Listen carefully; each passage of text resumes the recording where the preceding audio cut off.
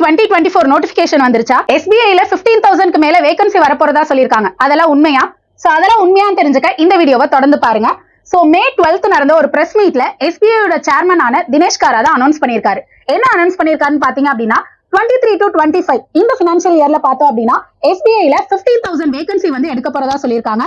அதுல PO மட்டும் பார்த்தோம் அப்படின்னா 12,000 வேகன்சி எடுக்க போறதாவும் ரிமைனிங் 3,000 SY இருக்க போறதாவும் சொல்லியிருக்காங்க. சரியா? சோ எதனால இவ்வளவு பல்க் வேகன்சி அப்படின்னு பார்த்தோம்னா ஆல் ஓவர் இந்தியாவுல 350 பிரான்ச்சஸ் புதுசா ஓபன் பண்ண போறதா சொல்லியிருக்காங்க.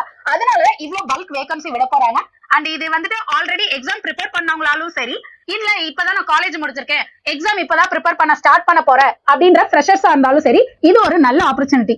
எதனால இது ஒரு நல்ல ஆப்பர்ச்சுனிட்டி அப்படின்னு பார்த்தோம் அப்படின்னா பேங்க் எக்ஸாம் அப்படின்னாலே, பேங்க் வேலை அப்படின்னாலே SBI தான். சோ எல்லாரோட ட்ரீம் ஜாபா இருக்கும். ஏன் SBI ஸ்பெஷல் அப்படின்னா அதுல ஆவரேஜ் சேலரி பார்த்தோம்னா 80,000 பிளஸ் வந்து எல்லாருக்கும் சேலரியாவே வரும். சரியா?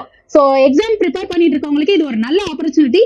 சோ நம்ம எடுஸ்பிரிண்ட் அகாடமில கமிங் மண்டேல இருந்து SBIக்காக ஸ்பெஷல் நியூ பேட்ச் வந்து ஸ்டார்ட் பண்ண போறாங்க.